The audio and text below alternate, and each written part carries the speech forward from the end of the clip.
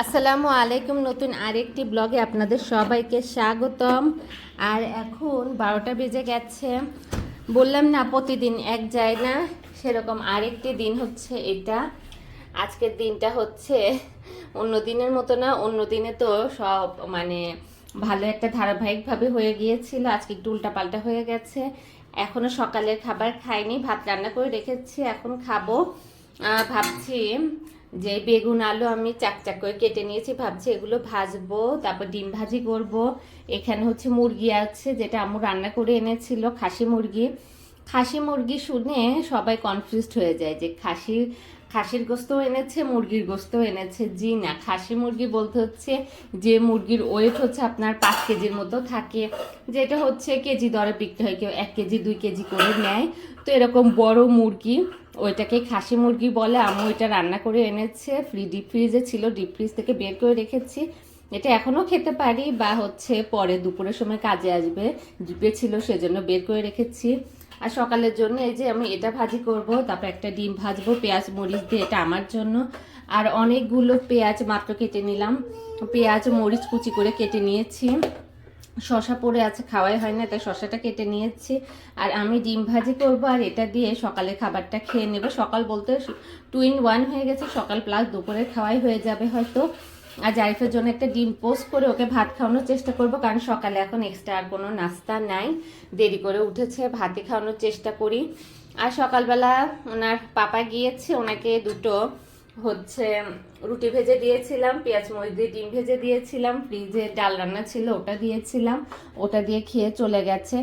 আর সকাল থেকেই হচ্ছে কি বলবো, সুন্দর সকাল শুরু হতো, কিন্তু একজনের ব্যবহারে সকালটা মাটি হয়ে গেছে, মেজাজটা খারাপ হয়ে গিয়েছে। সেটা হচ্ছে আমার ডিম এখানে। জারিফ বাচ্চাদের তো প্রতিদিন এক যায় না, তারপর মাশাআল্লাহ আমার জারিফটা ছোটকালে এতটা জ্বালাতন করে নাই। মাশাআল্লাহ মাশাআল্লাহ, ভালো যেন থাকে, কারো যেন নজর না লাগে। কিন্তু বাচ্চারা তো একটু জ্বালাতন বলতে গিয়ে তাদের কোনো সমস্যা হলে পরেই তো তারা কান্নাকাটি করে। তো জারিফের হয়তো আবার ঠান্ডা লাগার মানে সিমটম দেখা দিচ্ছে, বা হয়তো নাক জ্বালা করছে, বা যে কোনো কারণেই হোক একটু বাচ্চারা তো একটু কান্নাকাটি করে। তো সকাল 6টার দিকে ওর হঠাৎ ঘুম ভেঙে গিয়েছে, তো ওটার জন্য উঠেও কান্না করছিল। তো ওটা দেখে আমি ভেবেছি হয়তো ক্ষুধা লেগেছে, সেজন্য আমি জন্য ফিডার বানাতে গিয়েছি। আমার বিছনা থেকে নামা দেখে ও আরও কান্নাকাটি শুরু করে দিয়েছে। আর ওইদিকে ওনার পাপা সারা রাত লম্বা একটা ঘুম দিয়েছে, তারপর ওর কান্না দেখে একটা বিরক্তর মতো ফেস করেছে। ওইটা দেখে তো আমার মেজাজ আরও খারাপ হয়ে গেছে, যেহেতু আমার বাচ্চার কোনো সমস্যা হয়েছে সেজন্য সে কান্নাকাটি করছে, আর এটার জন্য সে এরকম একটা বিরক্তর মতো ফেস করছে। সারা রাত তো লম্বা একটা ঘুম দিয়েইছে। আর মানুষের জীবনে ঘুম কত লাগে, জীবন ছোট্ট একটা জীবন, এখানে কাজ করবে, হাসি খুশি থাকবে, শুধু শুধু এই ঘুম দিয়ে জীবনটা মাটি করার তো কিছু নেই। মরে গেলেও চোখ বন্ধ করেই থাকতে হবে, যখন যখন অতক্ষণ পর্যন্ত যখন পুরা দুনিয়া ধ্বংস না হয়ে যায়। তো এই হচ্ছে ব্যাপার। তো তার ওইটা দেখে আমার মেজাজ খারাপ হয়ে গেছে, যে আমার বাচ্চাটা কোনো সমস্যা হয়েছে বলে কান্নাকাটি করছে, সে একটু একটু ধরবে, আমাকে সাহায্য করবে, তা না সে তার কোলবালিশ ধরে শুয়ে বিরক্তর ভাব করছে। ছেলেটাকে ধরা নিয়ে ছেলেটা আমার পিছে পিছে ঘুমের ঝুলে নামতে যাচ্ছে বিছানা থেকে, তো সেটা না ধরে খালি চেঁচাচ্ছে, যাতে আমি এসে ধরি। তো একটা মানুষের 2টা হাত, কয়টা হাত থাকে, সে কয় দিকে যাবে? আসলে কেউ ভালো কিছু করলে আমি ভালো কিছু বলি, কেউ হচ্ছে আমাকে এরকম মাথা গরম করার মতো কাজ করলে আমি সেটাও আমার ব্লগে শেয়ার করি বা করব। তো হচ্ছে ব্যাপার, ওইটা দেখে সকাল থেকে মেজাজটা খারাপ। তারপরে জারিফ এই তো তারপর একটু ঘুম ভেঙে গেল, কিছুক্ষণ বসে রইলো, তারপর ওনার পাপা গেল, দেখলো যে জারিফ উঠে গেছে, আমি একটু শুয়ে একটু মোবাইল দেখছি বা চোখ বন্ধ করে শুয়ে আছি। ওইটা দেখে তারপরে এই উনি হচ্ছে বলে ওঠো নাস্তা বানাও। এখন যেহেতু আমি উঠে গিয়েছি, তো এখন তো উনি আর নিজে কষ্ট করে নাস্তা বানাবে না, আমার উঠেই নাস্তা বানাতে হবে।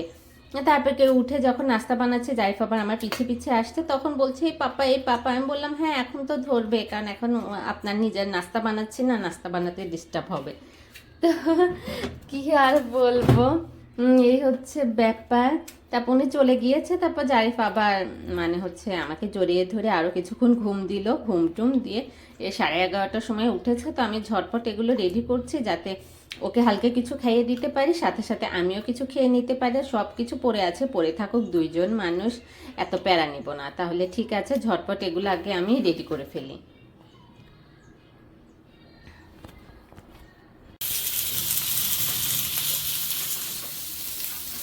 যাও শোনা, জারিফ বাবা যাও। জারিফ এখানে এসে দাঁড়িয়ে আছে। আর কি বলবো, জারিফকে তো জারিফের নানি আপা একদম পুরো বড় করে আমাদের হাতে তারপরে দিয়েছে। জারিফের হচ্ছে বাবা দ্বিতীয় বার্থডেও আসতে যাচ্ছে। কি বাবা, তো সেজন্য যথেষ্ট বড় করে তার নানি আপা তারপর জারিফকে আমাদের হাতে ছেড়েছে। তাই তো জারিফের পাপা বাচ্চা হলে যে একটা পরিবর্তন আসে না, মানে হাজবেন্ড মানে মেয়েরা তো করে, মা তো করে, বাবারা এটা থেকে বেঁচে যায়। কিন্তু একসাথে থাকলে ছোট বাচ্চাকে বড় করতে গেলে যখন হাজবেন্ড ওয়াইফ একা থাকে তখন তো ঠিকই করতে হয়। যেমন বাচ্চা পটি চেঞ্জ করা, তারপর বাচ্চা বিরক্ত করলে মার একটু রান্না করতে হয়, তখন বাবার বাচ্চাকে ধরা। তো এগুলা তো জারিফের পাপা অনেক ছাড় পেয়েছে, সেই জন্যই হয়তো উনি এখনো অভ্যস্ত হয়ে ওঠে নাই বাচ্চা রাখার ক্ষেত্রে, এখনো উনি ওইভাবে দক্ষ হয়ে উঠতে পারছে না। কারণ এটাই, যারা হচ্ছে ছোট বাচ্চা নিয়ে হাজব্যান্ড ওয়াইফ একসাথে থাকে তখন তো অবশ্যই হাজব্যান্ডকে বাচ্চা ধরতেই হয়। তো জারিফের পাপার গায়ে এখনো জারিফের হচ্ছে পটি মাখানো হয়নি, বা পটিতে গড়াগড়ি করার মতো সিচুয়েশন হয়নি, হয়তো সেজন্যই এখনো ওইভাবে বন্ডিংটা হয়ে ওঠে নাই। আর ঘুম ঘুম ঘুম, জারিফের দাদি বাড়ি সবাই ঘুম পাগল, ঘুম পছন্দ তাদের অনেক, ঠিক আছে, কিন্তু জীবনে ঘুমই সব না। মানুষের জীবনে 6 ঘন্টা ঘুম পূরণ হলেই এনাফ, তো এর বেশি ঘুমের দরকার নাই। কি বলবো, এখন তো ঘুম আমার একদমই পছন্দ না। আমার ছেলে কান্না করলে, বিরক্ত হলে পরে সেই ঘুম আমার কাছে অসহ্যনীয়। তো জারিফ এখন আমার কোলে উঠে আছে, ওইদিকে তার কোকোমেলন চলছে, কিন্তু সে দেখবে আমি কি রান্না করছি, কি ভাজাভাজি করছি, কিসের শব্দ হচ্ছে। তোকে কোলে নিয়ে করছি দূরত্ব রেখে, যেহেতু ছিটে আসবে, এখন যেহেতু হয়ে গেছে তাই ছিটার সিচুয়েশন নাই, সেজন্যই ওকে কোলে নিয়ে আসছি। আর ঝটপট করে আমরা মা ছেলে খেয়ে নেব। আমাদের ক্ষুধা লেগেছে, কিন্তু কে বানিয়ে দেবে, নিজেরটা তো নিজেই বানানো, মানে নিজেদেরই বানাতে হবে, তাই না পাপা? পাপা এখন নামতে হবে, আবার একটু তেল দিয়ে বাকিগুলো ভেজে ফেলতে হবে পাপা। তো আমাদের এই আলুগুলো ভাজা হয়ে যাচ্ছে। আর কি বলবো, দুপুরে সোনা বাচ্চাটা এখনো আমার কোলে, সে রান্না দেখছে। আর শুরুতে হচ্ছে রাইস কুকারে রান্না করতে হচ্ছে আমার বেশি ভালো লাগতো, সব কিছু মাখিয়ে রাইস কুকারে দিয়ে রান্না করতে বেশি ভালো লাগতো, কিন্তু কয়েকদিন আবার এই চুলাতে রান্না করতে আমি বেশি কমফোর্টেবল ফিল করছি। রাইস কুকারে শুধু সেদ্ধ আর ভাত রান্না করতে আমার ইচ্ছে করছে। তো গ্যাস তো সেজন্য এতদিনও বেঁচে ছিল, কিন্তু এইভাবে যদি আবার এই মানে চুলাতে রান্না করা শুরু করি তাহলে গ্যাস তো তাড়াতাড়ি শেষ হবে নিশ্চিত। তো আজ সকালে হচ্ছে আমি একটা ভিডিও দেখছিলাম ফেসবুকে, হচ্ছে পাহাড়িদের সকালের নাস্তায় তারা কি খায়। তো দেখে তো আমার খুব ভালোই লাগলো যে তারা হচ্ছে সব সেদ্ধ খায়, শুধু পানির ভেতর একটু সেদ্ধ করো, কোনো মশলা দাও এত বেশি দেখলাম না। তারা আলাদা হচ্ছে মরিচ ভর্তা আলাদা খায়, বাকি সব সেদ্ধ খায়। তো আমাদের রান্নার তো হাজার ভেজাল মশলা টশলা দিয়ে খায়, এতেই আমরা অভ্যস্ত। তো ওদের খাওয়া দেখে ভালোই লাগলো, ঝটপট প্রিপেয়ারও করা যায়, আর হচ্ছে মশলা ছাড়া খাবার খাওয়াও তো ভালো, শরীরের জন্য ভালো, তারপর স্কিনও ভালো থাকে, ওদের স্কিন তো খুবই ভালো। এছাড়া ওদের খাবার দেখে একটা জিনিস খাওয়ার আমার খুবই ইচ্ছে করলো, সেটা হচ্ছে বাঁশ। ওরকম কোনো বাঁশ না যেটা সাধারণত আমরা এখন কথায় কথায় ইউজ করি, ওরকম কিছু না, কচি কচি বাঁশ যে তারা খায়, মানে রেসিপি তৈরি করে কচি, একদম কচি যে বাঁশগুলো তারা শুধু সেদ্ধ করেই খায়, ওটা আমার মানে জীবনে একবার ট্রাই করার ইচ্ছা আছে। মানে আমার দেখে আমার একটু খেতে ইচ্ছে করলো তার ওই কচি কচি বাঁশের রেসিপি দেখে। তাহলে ঠিক আছে, ঝটপট এগুলা নিয়ে আমরা এখান থেকে সরি, এরপরে আবার দুপুরে কি করব না করব দেখা যাক। 1:30 বেজে গেছে, এখানে গরম পানি হওয়ার জন্য দিয়েছে, আর জারিফ এখনো আমার কোলে, তাই ক্যামেরাটা নড়চড় করছে। ভাবছি ঘন ডাল করব, সেজন্য ডালটা ভিজিয়ে রেখেছি। আর এদিকে হালকা ভাবছি একটু সবজি করব, সেজন্য ফ্রিজে এই সবজিগুলোই ছিল, এগুলো বের করে নিয়েছি, সবজি করে রাখি। আর এখানে তো মুরগি বের করে রেখেইছি। তো করব না ভেবেও ভাবছি করেই ফেলি, যেহেতু জারিফ লম্বা টাইমে ঘুমিয়েছে, ও এখন ঘুমাবে না। কিছুক্ষণ আগে জারিফ আর আমি ভরপেট খেয়ে ফেলেছি, মানে খেয়েছি। তো খাওয়া দাওয়ার পরও তো কাজ করা যায় না, শরীর ভারী হয়ে যায়, তারপরে করতে হবে। আর এইদিকে হচ্ছে চাল ভিজিয়ে, মানে চাল ধুয়ে রেডি করে রাইস কুকারে দিয়ে রেখেছি, একটু পরে ছেড়ে দিব। তো পানিটা গরম হচ্ছে, পানি নামিয়ে ডাল চড়িয়ে দিয়ে এরপর সবজিগুলো কেটে নিব। জারিফ শোনা যাও একটু টিভি দেখার, 1টা বেজে গেছে, রান্নাগুলো ঝটপট করে তারপর জারিফকে গোসল করিয়ে দিব। আর এটা জারিফের কাজ, ও সব সময় রসুন পেঁয়াজ কিছু থাকলে পরে এরকম মানে সবার উপরে রেখে দেয়। এটা সাধারণত আমি এই যে এখানে রাখি, ও রান্নাঘরে আসলে সব এই যে উপরে তুলে রাখে। আর এইটাও ভেঙে ফেলেছে, এটা হচ্ছে ফেলে দেবো, সেজন্য এখানে রেখেছি। আর আজকে ময়লা দেই নাই, দেখলাম যে ময়লা আরও খালি আছে, তাই ভাবলাম আজকের দিনটা যাক, কালকে তারপর ময়লা ফেলে দেবো। আর ছোট্ট একটা পেঁয়াজ আছে, রসুনের মাঝখানে রেখে দেই।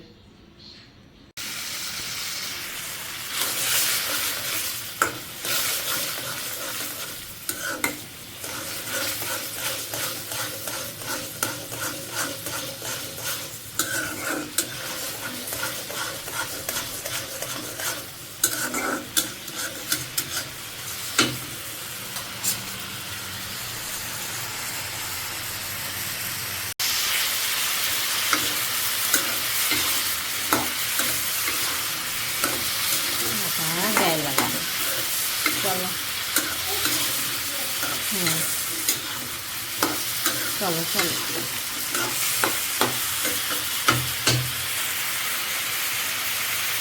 সবজি চড়িয়ে দিয়েছি, ডাল হয়ে গেছে, এদিকে ভাত হচ্ছে। তো এখন এখানে আছে রসুন কুচি, এখানে আছে পেঁয়াজ মরিচ, মানে কেটে রেখেছি, রান্না শেষ, এখন এটা ফ্রিজে রেখে দেব। একটা কথা বলার জন্য আবার ক্যামেরা অন করলাম, সেটা হচ্ছে রসুন কুচির বক্সটা সবসময় ভালোভাবে লাগিয়ে রাখতে হয়, না হয় রসুনের গন্ধ ফ্রিজে একদম বাজে গন্ধ বানিয়ে ফেলে। আর বাকি যে খাবারগুলো থাকে সেগুলোর ভেতরেও এর গন্ধটা ঢুকে যায়। আম্মু এসেছিল, আম্মু তখন ভুলবশত এটা হালকাভাবে লাগিয়েছিল, এরপরে এটার ভেতরে গন্ধটা ভাত বেঁচে যায়, সাধারণত ভাত তো বেঁচেই যায়, ওইটা হচ্ছে একটা বক্সে রেখে দেই। বাবা চলো। তো ওই বক্সের ভেতরে ভাত হচ্ছে আম্মু বের করেছিল একটু গরম করার জন্য, আর তখন দেখা যায় ভাতের ভেতরে কেমন যেন একটা গন্ধ। তো এরপরে সাথে সাথে তো আর বুঝি নাই কিসের গন্ধ, এরপরে অবজার্ভ করার পর বুঝতে পারলাম যে এই যে রসুনের বক্সটা হালকা করে লাগানো ছিল, এরপর এটা ঠিক মতো লাগিয়ে রাখার পর দেখি যে আর কোনো গন্ধ নেই। তাহলে ঠিক আছে, এগুলো এখন রেখে দেই। আর ওদিকে আমার সব কিছু পড়ে আছে, এই যে এই বিছানাটাও এখনও গুছাই নাই, এমনই পড়ে আছে। তারপরে বারান্দাতে জামা কাপড় রয়েছে, এগুলো তুলে ভাঁজ করতে হবে। 2টা তো বেজেই গেছে, আমার তো মনে হচ্ছে 2:30টাও বেজে গেছে হয়তো। জারিফকে গোসল করাবো, জারিফকে গোসল করিয়ে ওকে এক জায়গায় বসে, এরপরে বাকিগুলার আর আমার কোনো টেনশন নাই, বাকিগুলো আমি আস্তে ধীরে করতে পারবো, সমস্যা নাই।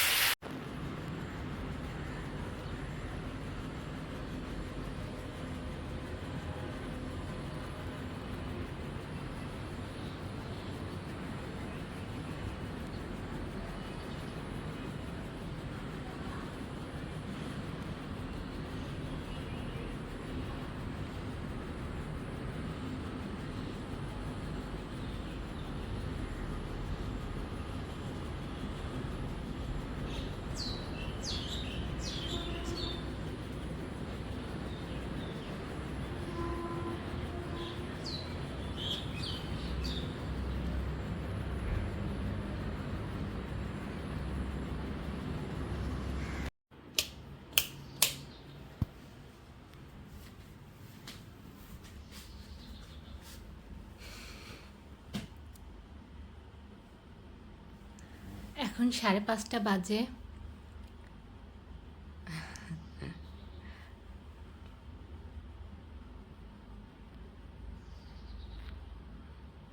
এখন 5:30 বাজে। আর কিছুক্ষণ আগে আমি হচ্ছে আমার সব কাজ শেষ করে গোসল করে নিয়েছি।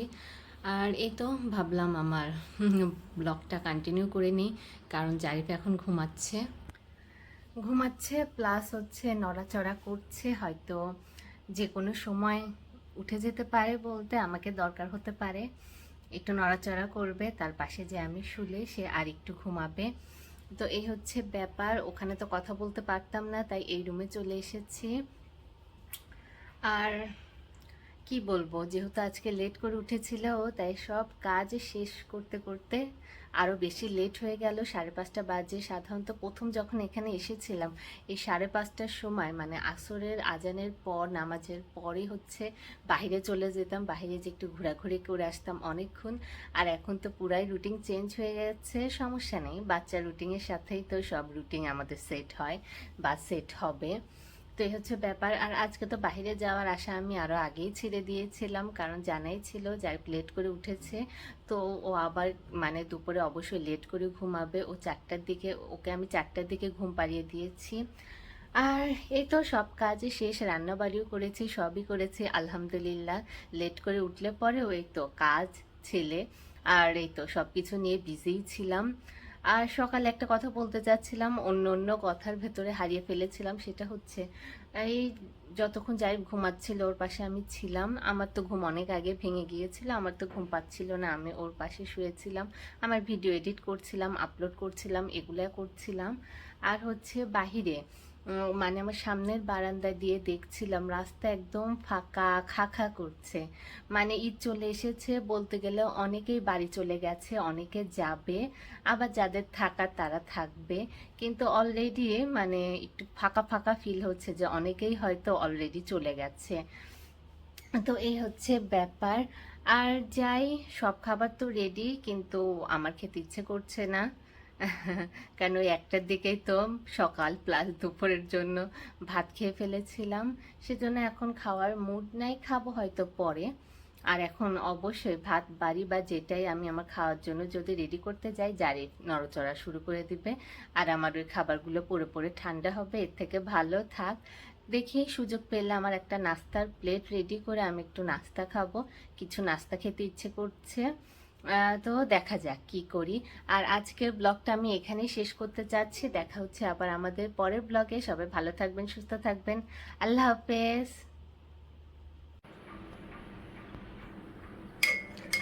তো এখানে রয়েছে কফি। আজ মিথ্যা মিথ্যা না, সত্যি সত্যি কফি বানিয়ে নিয়েছি, কফি বানাতে সক্ষম হয়েছি। আর এখানে নিয়ে নিয়েছি বিস্কিট। আম্মু আব্বু যাওয়ার সময় আব্বু এই ড্রাই বিস্কিটটা কিনে দিয়ে গিয়েছিল, ঘিয়ে ভাজা নাকি, এখন পর্যন্ত এক পিসও খেতে পারিনি, তাই ভাবছি এখন খাই। আর মিস্টার শোভন চা কফি অনেক পছন্দ করে, কিন্তু আমি ওনাকে ওইভাবে বানিয়ে দিতে পারি না, মানে হয়ে ওঠে না। তো একদিন যেদিন বন্ধ ছিল ওই দিন তো যারা বাসায় থাকে চা কফি পছন্দ করে তাদের মানে দিনে একবার হলেও খেতে হয়। তো উনি নিজেই একবার মানে 1 কাপ কফি বানিয়ে খেয়েছিল।